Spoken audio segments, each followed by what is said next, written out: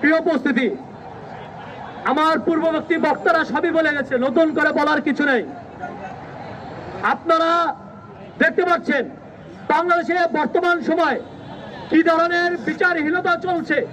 এই বিচারহীনতা, অরাজকতা শুধুই মাত্র এই গণঅভ্যুত্থানে যারা হত্যাকাণ্ড চালিয়েছে, যেই সংগঠন আওয়ামী লীগ সংঘবদ্ধভাবে বাংলাদেশের ছাত্র জনতার উপরে নির্বিকারে গুলি চালিয়েছে, তাদেরকে এখনো পর্যন্ত নিষিদ্ধ করা হয়নি। এই কারণেই হচ্ছে একটি দল যারা পৈশাচিক আনন্দ পায় মানুষকে হত্যা করে।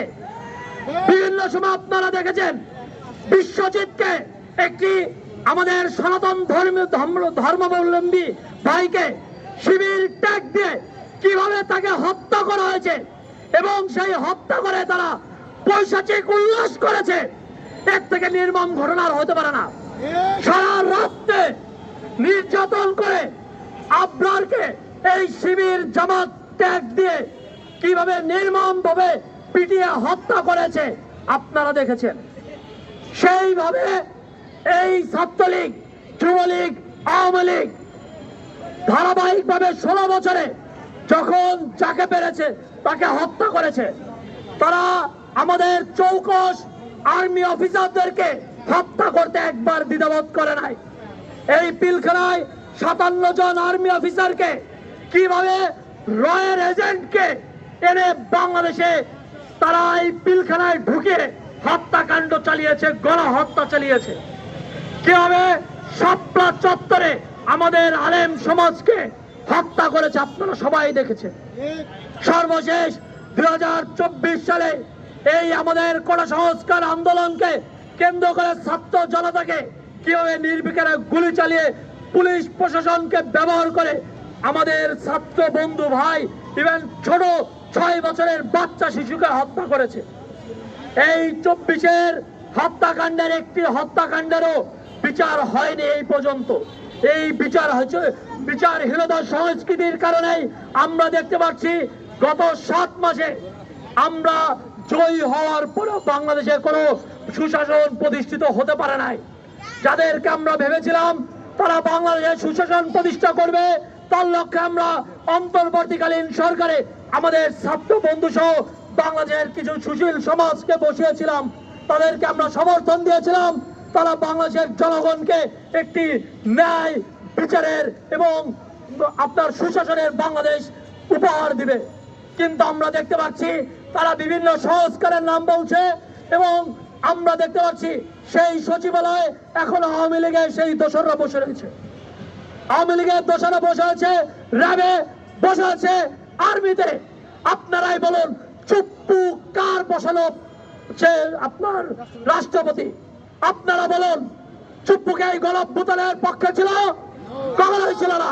আমরা যখন বলেছি চুপ্পুকে নামিয়ে ফেলতে হবে এবং আমরা আন্দোলন করেছিলাম, কিন্তু একটি পক্ষ দেখেছি চুপ্পুর পক্ষ নিচ্ছে, তাহলে বুঝতে হবে সেই পক্ষটি আবার ইন্ডিয়ার দালালি করছে।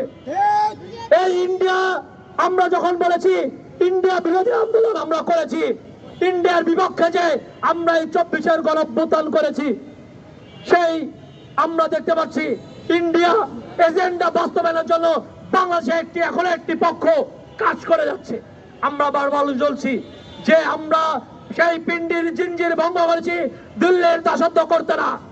আমরা যদি এখনো 24-এ 2000 শহীদ ভাইরা রক্ত দেওয়ার পরেও যদি আমাদের দিল্লির দাসত্ব করতে হয়, তাহলে এই স্বাধীনতা আমরা চাইনি। আমরা চেয়েছিলাম বাংলাদেশের জনগণ বাংলাদেশের রাষ্ট্র বিনির্মাণে অংশগ্রহণ করবে, এবং বাংলাদেশ কিভাবে চলবে, বাংলাদেশের সংবিধান কেমন হবে সেটি বাংলাদেশের জনগণ ঠিক করবে।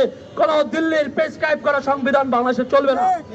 কিন্তু আমরা দেখতে পাচ্ছি যে ভারত আমাদের এই ছাত্র ভাইদেরকে যারা হত্যা করেছে তাদেরকে পুনর্বাসিত করে তাদের দেশে আশ্রয় দিয়েছে।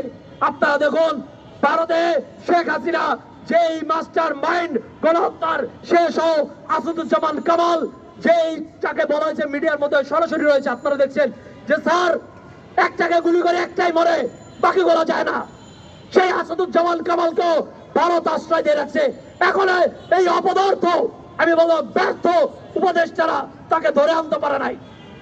আপনারা আসাদুজ্জামান কামালের ছেলেকে ধরছেন, কান টানলে মাথা আসে, তার ফাঁসির রায় দিয়ে দেন।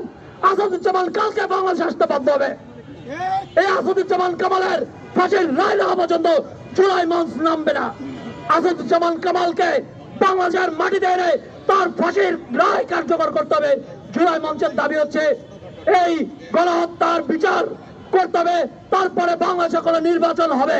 আমরা নির্বাচনের বিপক্ষে না, তবে নির্বাচন হলে আমাদের আশঙ্কা বিগত 54 বছরে যেমন বিচারহীনতা সংস্কৃতি রয়েছে, ঠিক একই বিচারহীনতা সংস্কৃতি আবার তৈরি হবে।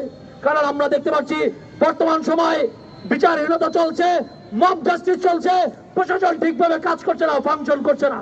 তো আমরা বলতে চাই নির্বাচন আপনারা করবেন, ভালো কথা আপনারা রাজনীতি করেন, কিন্তু আমাদের যে শহীদ ভাই হয়েছে 2000 সেই 2000 ভাইয়ের রক্তের ঋণ পরিশোধ করুন আগে। আপনারা রাজনীতি করুন, আমাদের কোনো দ্বিধা নাই। যে শহীদ হয়েছে তার মা কান্না করে বলছে আমার সন্তানের বিচার চাই, আমার সন্তান হত্যার বিচার চাই, তার আগে জবাব দেন। সেই শহীদের মারা যদি বলে আমরা নির্বাচন চাই, আমরাও বলবো নির্বাচন চাই। সেই শহীদের মারা যতক্ষণ না বলবে নির্বাচন চাই না, ততক্ষণ আমরা নির্বাচন চাইবো না।